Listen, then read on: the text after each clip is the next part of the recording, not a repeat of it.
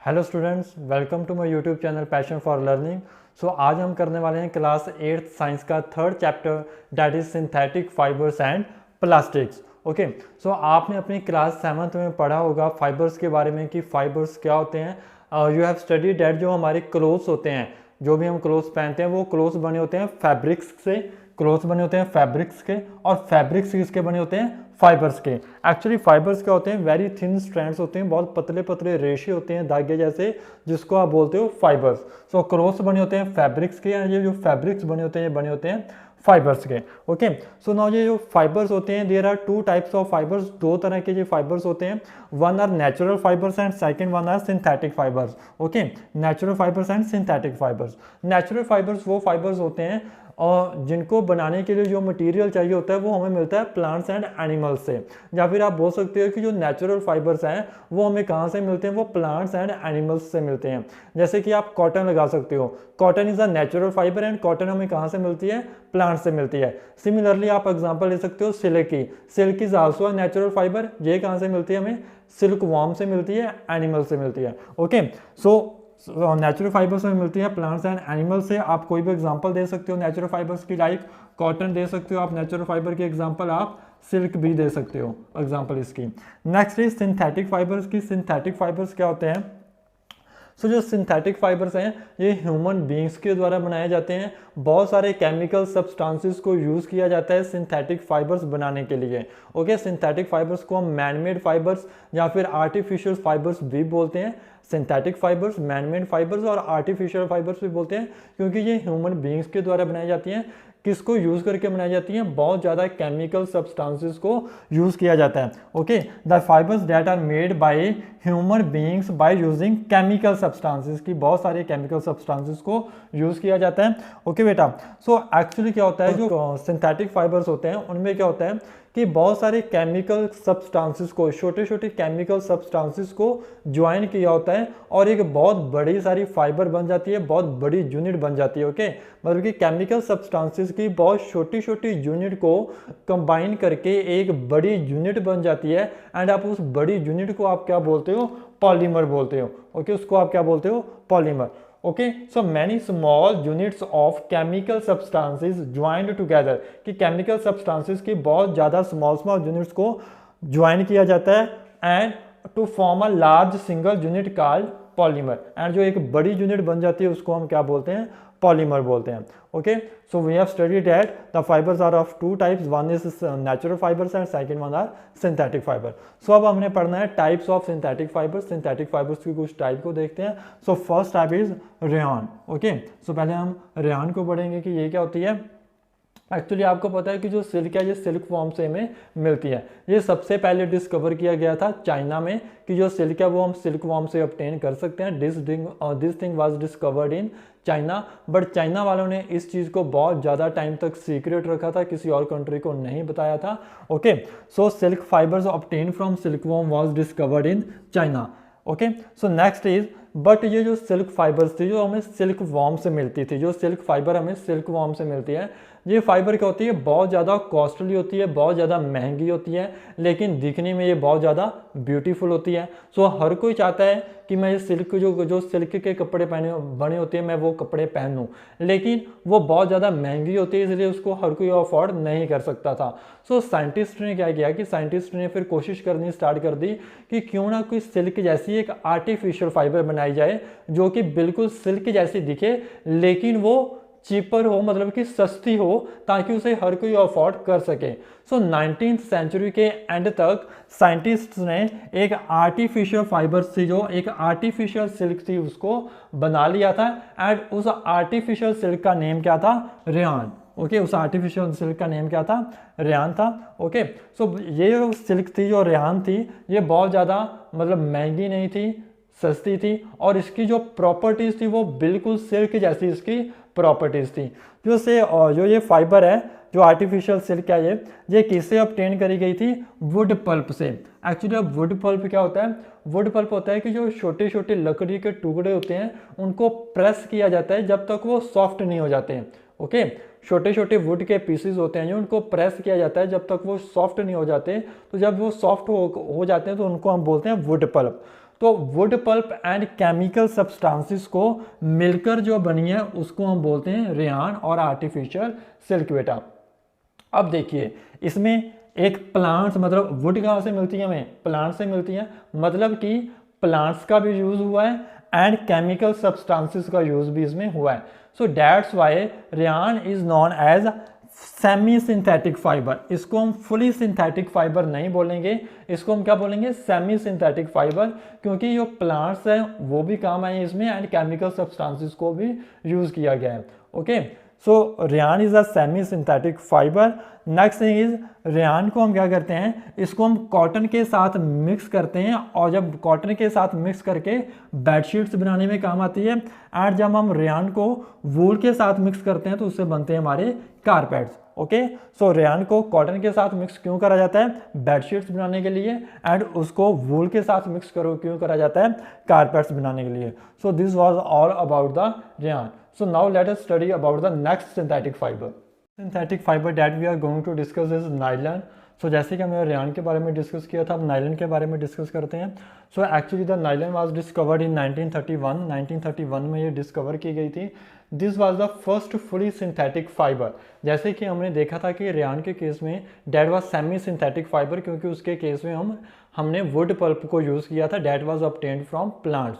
Okay, but in this case nothing was used that was made from plants और animals. कुछ भी जो plants and animals से हमें मिलता है, ऐसा कोई भी रॉ मटेरियल हमने नाइलन को बनाने में यूज़ नहीं किया था। This was the first fully synthetic fibre. Totally हमने अदर सब्सटेंसेस को यूज़ किया था जो प्लांट्स एंड एनिमल्स से हमें नहीं मिले थे। So this was the first fully synthetic fibre. ये क्वेश्चन आपको बहुत बार आता है कि which fibre was the first fully synthetic fibre. So जो answer will be nylon. So nylon was made from by using coal, air, water. So okay, all these things were used for making nylon. You can see that इनमें से कोई भी चीज़ हमें plants या फिर animals से नहीं मिलती। So that's why this was the called first fully synthetic fibre. So जो बेटा नाइलन फाइबर्स होते हैं that are very very strong fibres, बहुत ज़्यादा मजबूत होती हैं, ये बहुत ज़्यादा इलास्टिक होती हैं। इलास्टिक मतलब कि जैसे आपके रबड़ बैंड होते हैं, आप उनको स्ट्रेच कर सकते हो, दैट इज स्ट्रेचेबल, एंड वो वापस अपनी पोजीशन पे दोबारा आ जाते हैं। ओके, सो इसको हम बोलते हैं इलास्टिसिटी, और ऑब्जेक्टिव बोलते हैं कि ये ऑब्जेक्ट बहुत ज़्यादा इलास्टिक है। ओके, सो ये नाइलन फाइबर्स होते हैं, बहुत ज़्यादा इलास्टिक होते हैं, स्ट्रॉन्ग होते हैं एंड लाइट वेट होते हैं। जैसे कि आपने अपने सॉक्स देखा होगा, सो सॉक्स बहुत ज़्यादा स्ट्रेचेबल होती हैं। सो सॉक्स किससे बनी होती हैं, इनसे बनी होती हैं, नाइलन फाइबर से ही बनी होती हैं।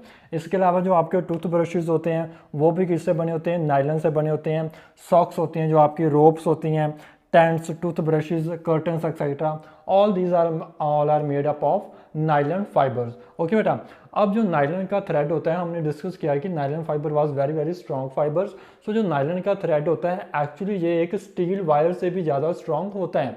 जस बेटा, ये स्टील वायर से भी ज़्यादा स्ट्रॉन्ग होता है। नेक्स्ट थिंग इज कि nylon fibres are very lustrous, lustrous मतलब कि बहुत ज़्यादा शाइन करती हैं and easy to wash. Okay, so nylon fibres are lustrous and easy to wash. Next is जो आप पैराशूट्स देखते हो या फिर रॉक क्लाइंबिंग के लिए जो आपकी रोप्स होती हैं, जो रस्सियाँ होती हैं रॉक क्लाइंबिंग के लिए, वो भी किस चीज़ से बनी होती हैं, नाइलन फाइबर्स की ही बनी होती हैं। सो it is also used for making parachutes and ropes for rock climbing. Okay, so these all things are made up of nylon fibers. So now let's come to the next synthetic fiber, that is polyester. Okay, so polyester के बारे में हम पढ़ेंगे अब। So जो polyester fibers होती हैं it doesn't get wrinkled easily, मतलब जैसे कि आपको कपड़ों को प्रेस करने की ज़रूरत पड़ती है, सो ठीक है, उनके रिंकल्स निकालने के लिए। सो बट जो पॉलिएस्टर के कपड़े होते हैं it doesn't get wrinkled easily, उनको ज़्यादा प्रेस करने की ज़रूरत आपको नहीं पड़ती। So it is very suitable for making dress material. So इस फाइबर से जो आपकी स्कूल यूनिफॉर्म्स होती हैं वो बनती हैं, ताकि आपको हर रोज़ उसको प्रेस ना करना पड़े, because it doesn't get wrinkled easily. So बेटा, this is very suitable for making dress material and it is very easy to wash, wash करना इसको बहुत ज़्यादा ईजी होता है। जैसे terylene is a popular polyester बेटा, कि जो टेरिलीन है ये भी एक पॉलिएस्टर की ही टाइप है, it is a popular polyester. Next is PET बेटा, the full form of PET is not given I think in your book, तो full form of PET is polyethylene terephthalate. Okay बेटा, so this is a very familiar form of polyester, ये भी एक polyester की बहुत ही ज़्यादा familiar form है। Full form of PET is polyethylene terephthalate बेटा। Next is acrylic, next synthetic fibre is acrylic. So जैसे कि आप स्वेटर्स वगैरह पहनते हो सर्दियों में, ब्लैंकेट्स लेते हो, शॉल्स वगैरह लेते हो, सो आपको लगता है कि ये जो स्वेटर्स होते हैं या शॉल्स होते हैं ये वूल के बने होते हैं, द नेचुरल वूल से, the wool that is obtained from natural sources. But actually क्या होता है बेटा, जो नेचुरल सोर्सेज से वूल मिलती है that wool is very very expensive, बहुत ज़्यादा महंगी होती है ये। सो एक मतलब कि आर्टिफिशियल वूल, मतलब कि एक वूल जैसी एक आर्टिफिशियल चीज़ बनाई गई, that fibre is known as acrylic. Okay, so acrylic is use to make sweaters, shawls and blankets. So acrylic को किसके लिए यूज़ किया जाता है? स्वेटर्स पहनने में, शॉल्स बनाने के लिए, स्वेटर्स बनाने के लिए, शॉल्स बनाने के लिए, ब्लैंकेट्स बनाने के लिए एक्रेलिक फाइबर का यूज़ किया जाता है। Next is it is cheap as compare to wool. So जैसे कि मैंने आपको बताया कि जो आपकी wool at the wool that is obtained from natural sources, that wool is very very expensive, but this acrylic fiber is cheaper as compared to natural wool। ये natural वूल से बहुत ज़्यादा सस्ती होती है लेकिन दिखने में बिल्कुल नेचुरल वूल जैसे ही दिखती है। ओके बेटा, so all these are synthetic fibres. Synthetic fibres के बारे में हमने पढ़ा है। ओके बेटा, सो नाउ कुछ प्रॉपर्टीज़ के बारे में पढ़ते हैं, सिंथेटिक फाइबर की कुछ प्रॉपर्टीज़। सो जो सिंथेटिक फाइबर्स होती हैं एक तो बहुत ज़्यादा वो ड्यूरेबल होती हैं, ठीक है, चीपर होती हैं as compare to natural fibres. Natural fibre के मुकाबले जो ज़्यादा चीपर होती हैं वो सस्ती होती हैं। But there is one disadvantage of synthetic fibre. Synthetic fibre की एक डिसएडवांटेज ये बेटा कि जो आपके सिंथेटिक फाइबर्स होती हैं it melts on heating, it melts on heating, melt कर जाते हैं जब आप इनको हीट करते हो। तो कई बार क्या होता है कि जब मान लो आप किचन वगैरह में काम कर रहे हो तो अगर आपने सिंथेटिक फाइबर्स के कपड़े पहने हुए हैं, कारण के थ्रू आग वगैरह लग जाती है तो वो क्या होगा कि जो कपड़े हैं वो मेल्ट कर जाएंगे एंड आपकी बॉडी के साथ वो स्टिक कर जाएंगे, आपकी बॉडी से चिपक जाएंगे। सो this is the disadvantage of synthetic fibres बेटा कि जो कपड़े होते हैं वो बॉडी के साथ चिपक जाते हैं, it melts on heating, heat होने पर। द नेक्स्ट थिंग इज़ बेटा कि जो ये वाले होते हैं सिंथेटिक फाइबर्स होते हैं कि मान लो आपने एक सिंथेटिक फाइबर का कपड़ा है आपके पास और एक नेचुरल फाइबर का कपड़ा है, आपने दोनों को पानी में भिगो दिया तो जो वाटर ऑब्जॉर्ब करेगी, जो नेचुरल फाइबर्स के कपड़े होंगे वो अपने अंदर वाटर को ज़्यादा ऑब्जॉर्ब करेंगे, लेकिन जो सिंथेटिक फाइबर के कपड़े होंगे वो अपने अंदर वाटर को कम ऑब्जॉर्ब करेंगे। सो अगर जो सिंथेटिक फाइबर्स होंगे उसके कपड़े जल्दी सूख जाते हैं as compare to natural fibres, क्योंकि जो नेचुरल फाइबर्स हैं उन्होंने अपने अंदर पानी को ज़्यादा ऑब्जॉर्ब किया होता है, सो वो ड्राई करने होने में टाइम लगता है उनको। लेकिन जो सिंथेटिक फाइबर के कपड़े होते हैं इन्होंने अपने अंदर पानी को कम ऑब्जॉर्ब किया होता है, सो ये कपड़े जल्दी सूख जाते हैं, जल्दी ड्राई अप हो जाते हैं। सो आई होप कि आपको ये फाइबर्स के बारे में अच्छी तरह समझ आ गया होगा। सो नेक्स्ट पार्ट में हम लोग डिस्कस करेंगे हम प्लास्टिक्स के बारे में। सो जैसे कि आपने सिंथेटिक फाइबर्स के केस में देखा था कि जो सिंथेटिक फाइबर्स होते हैं वो पॉलीमर्स होते हैं। पॉलीमर्स मीन्स कि वो बहुत सारी स्मॉल यूनिट्स को कंबाइन करके बने होते हैं और एक जो वो छोटी छोटी यूनिट्स कंबाइन होकर एक बड़ी यूनिट बनाते हैं तो उस बड़ी यूनिट को हम बोलते हैं पॉलीमर। सो सिमिलरली जो आपके प्लास्टिक्स होते हैं it is also a polymer. Plastic भी क्या है, एक पॉलीमर है, मतलब कि प्लास्टिक भी बहुत छोटी छोटी यूनिट्स को कंबाइन करके प्लास्टिक्स बनी हुई हैं। Okay, so plastic is also a polymer. Next thing is बेटा कि जो छोटी छोटी यूनिट्स हैं वो इस तरह भी कंबाइन हो सकती हैं एंड इस तरह भी कंबाइन हो सकती हैं। So this one square is representing one small unit, ये एक स्मॉल यूनिट को रिप्रेजेंट कर रहा है जो एक स्क्वायर है। सो यहाँ पे एक यूनिट के साथ सिर्फ एक यूनिट ही कंबाइन की हुई है, लेकिन यहाँ पे आप देख सकते हो कि एक यूनिट के साथ और बहुत सारी यूनिट कंबाइन की हुई हैं, एक इधर की हुई है, एक इस साइड, एक इस साइड, एक इस साइड। सो बेटा जो इस तरह का अरेंजमेंट होता है उसको आप बोलते हैं लीनियर अरेंजमेंट, और जो इस तरह का अरेंजमेंट होता है जहाँ पे एक स्मॉल यूनिट के साथ और बहुत सारी स्मॉल यूनिट्स कंबाइन की होती हैं उसको आप बोलते हो क्रॉस लिंक्ड अरेंजमेंट। सो ये अरेंजमेंट कैसा भी हो सकता है, आपने याद रखना है कि plastic is also polymer. Next thing बेटा आपको पता है कि जो आपके प्लास्टिक आर्टिकल्स होते हैं जैसे कि आपकी चेयर्स होते हैं, टेबल्स होते हैं, बहुत सारे आर्टिकल्स आप अपनी डेली लाइफ में जो यूज़ करते हैं that are made up of plastics. So plastic articles होते हैं वो बहुत सारी शेप्स एंड बहुत सारे साइजेस में अवेलेबल होते हैं हमारे पास, and also plastics are mouldable. बेटा मोल्डेबल का क्या मतलब है कि it can be shaped in any form, कि वो किसी भी शेप में उनको हम बना सकते हैं, उनमें से कोई भी शेप हम बना सकते हैं। जैसे कि चेयर की कोई और शेप होती है, टेबल की कोई और शेप होती है। सो प्लास्टिक्स को हम कोई भी शेप है जो दे सकते हैं बेटा। अब आपने देखा होगा कि कुछ प्लास्टिक्स ऐसे प्लास्टिक्स होते हैं कि जिनको जब आप हीट करते हो तो वो सॉफ्ट हो जाते हैं, और सॉफ्ट होने के बाद हम उनको किसी भी शेप में चेंज कर सकते हैं। ओके, लेकिन कुछ प्लास्टिक्स ऐसे प्लास्टिक्स होते हैं कि जो हीट करने पर भी सॉफ्ट नहीं होते, मतलब कि एक बार जो हमने उनको शेप दे दी वो शेप चेंज नहीं कर सकते। सो इस बेसिस पे जो प्लास्टिक्स होते हैं, जो दो तरह के प्लास्टिक्स होते हैं, the first one is thermoplastics and second one is thermosetting plastics. Okay, so thermoplastics क्या होते हैं बेटा? Can be deformed easily on heating, कि हीट करने पर इनकी शेप को ईजिली चेंज कर सकते हैं हम लोग, ये सॉफ्ट हो जाते हैं हीट करने पर, एंड इनकी शेप चेंज कर सकते हैं, and can be bent easily, and उसके बाद उनको कोई भी और शेप हम दे सकते हैं बेंट करके। सो एग्जांपल्स कौन सी है थर्मोप्लास्टिक्स की? पॉलीथीन एंड पीवीसी, जो पीवीसी आप अपने घरों में लगवाते हैं। So these are the examples of thermoplastics. लेकिन इससे जस्ट उल्टा है थर्मोसेटिंग प्लास्टिक। थर्मोसेटिंग प्लास्टिक मतलब कि हमने एक बार जो उनको शेप दे दी, हम उनकी शेप को चेंज नहीं कर सकते, चाहे हम जितना मर्जी उनको हीट करते रहें। So once moulded can not be softened on heating, कि एक बार जो शेप दे दी उसके बाद हम हीट करने पर भी उनको सॉफ्ट नहीं कर सकते। सो अगर सॉफ्ट नहीं होगी तो हम उनकी शेप को भी चेंज नहीं कर सकेंगे। Next is examples are bakelite and melamine. So bakelite and melamine दो एग्जांपल्स हैं थर्मोसेटिंग प्लास्टिक्स की। सो बेटा जो बेकेलाइट एंड मेलामाइन होते हैं, actually bakelite is poor conductor of heat and electricity. मतलब कि जो आपका बेकेलाइट होता है, this is one type of plastic बेटा। ये बेकेलाइट हीट एंड इलेक्ट्रिसिटी का पुअर कंडक्टर होता है। Now what is the meaning of poor conductor? It means कि इनके थ्रू जो आपकी इलेक्ट्रिसिटी या फिर आपकी हीट है वो पास नहीं करती। जैसे कि ये हमारे घरों में ये इलेक्ट्रिकल स्विचेस होते हैं बेटा। ओके, सो इससे हम अगर फैन ऑन करना है या लाइट ऑन करनी है तो हमें इलेक्ट्रिकल स्विचेस से लाइट वगैरह ऑन करते हैं। लेकिन अगर इनमें ही इलेक्ट्रिसिटी आ जाएगी तो हमें इलेक्ट्रिक शॉक लग सकता है, हमें करंट लग सकता है। So these electrical switches are made up of bakelite. ये बेकेलाइट के बने होते हैं बिकॉज बेकेलाइट के थ्रू इलेक्ट्रिसिटी पास नहीं कर सकती है। सो जहाँ से हमें करंट नहीं लगेगा क्योंकि ये बेकेलाइट के बने हुए हैं और बेकेलाइट के थ्रू इलेक्ट्रिसिटी पास नहीं कर सकती। सिमिलरली जैसे आप किचन में कुछ यूटेंसिल्स यूज़ करते हैं, जैसे आपका फ्राई पैन होता है, तो जो फ्राई पैन होता है वो किसी और मटेरियल का बना होता है, लेकिन जो फ्राई पैन का हैंडल होता है ब्लैक से कलर का, वो किसी और मटेरियल का बना होता है। एक्चुअली जो वो ब्लैक कलर का हैंडल होता है वो हैंडल किसका बना होता है? बेकेलाइट का बना होता है।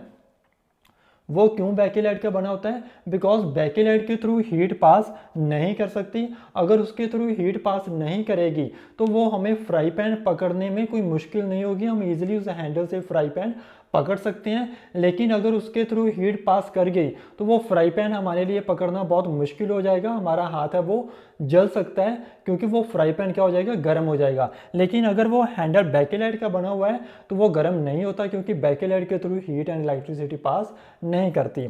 नेक्स्ट वाज मेलामाइन बेटा। सो आपने याद रखना है कि electrical switches and handles of utensils are made up of bakelite. The next was melamine. कि मेलामाइन क्या होता है? सो मेलामाइन होता है बेटा, ये क्या होता है कि it can tolerate heat better than other substances, कि ये हीट को ज़्यादा टाइम तक टॉलरेट कर सकता है as comparable to other substances. आसो बेटा जो मेलामाइन होता है ये आग को रेसिस्ट करता है, फायर रेसिस्टेंट होता है, मतलब कि इसको जल्दी आग नहीं लग सकती जो मेलामाइन के सब्सटेंसेस होते हैं। सो इसलिए बेटा जो आपके फायरमैन होते हैं, जो फायरमैन की यूनिफॉर्म होती है उनके ऊपर मेलामाइन की कोटिंग है जो चढ़ी होती है, उनकी यूनिफॉर्म के ऊपर मेलामाइन की कोटिंग चढ़ी होती है ताकि आग बुझाते वक्त उनकी यूनिफॉर्म को आग ना लगे, क्योंकि मेलामाइन को जल्दी आग नहीं लगती। So melamine is used for making floor tiles, kitchenware जो आपके किचन का सामान होता है, and fabrics which resist fire, कि वो कपड़े जो फायर को आग को रेसिस्ट करते हैं, that all are made up of melamine. So अब हम डिस्कस करते हैं प्लास्टिक्स की कुछ प्रॉपर्टीज़ को। प्लास्टिक्स की कुछ प्रॉपर्टीज़ के बारे में हम लोग डिस्कस करते हैं।